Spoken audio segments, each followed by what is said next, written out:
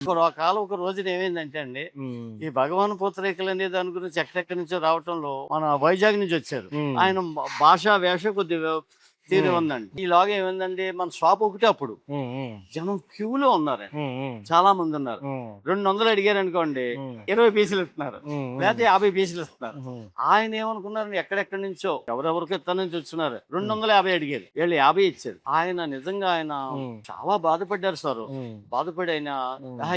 ఈడేనా ఇంకెవరు లేరా అని హ్మ్. భాషా పరిజ్ఞానం మర్చిపోయి మాట్లాడారండి. హ్మ్. సరిగ్గా నేను అక్కడ ఆగి ఏమన్నాను, హ్మ్. "నువ్వక్కడ బయలుదేరావేంటి? అక్కడ చాలా మందున్నారు." ఇవ్వలేదన్న. "అలా కాదు సార్" అంటే పక్కోళ్ళు ఉన్న పక్క చిన్న షాపులో ఉన్న ఆళ్ళు నవ్వి, హ్మ్. "బాబు ఆయనేనండి భగవాన్ గారంటే." అంటే ఆయన ఆ! న నమ్మట్లా. ఆ! అప్పుడు నేను అలా కాదు నాన్న రా అని చెప్పి చేయి పట్టుకొని తీసుకొచ్చి ఇంటికొచ్చి హ్మ్. వెనకాల నుంచి తాటకపాకి వెనకాల అవును. నుంచోని ఆ! వెనకాల నుంచి వెళ్ళండి నాన్న ఇంకొక 200 బాక్స్‌లో పెట్టామంటరా అది చాలా బాధపడుతున్నారు ఆయన హ్మ్. అని చెప్పిస్తే ఆ 200 వెనకాల నుంచి పట్టుకొచ్చి నేనే ఇచ్చాను. హ్మ్. ఈలోగా మీలాంటి నమస్తే అండి భగవాన్ గారు అన్నారు. హ్మ్. హ్మ్. ఆయన అన్నాడు, హ్మ్. "ఏవండీ హ్మ్. మీరేనా" అన్నారు. హ్మ్. "ఏ నాన్న మీ నాన్న ఏం కాదులే.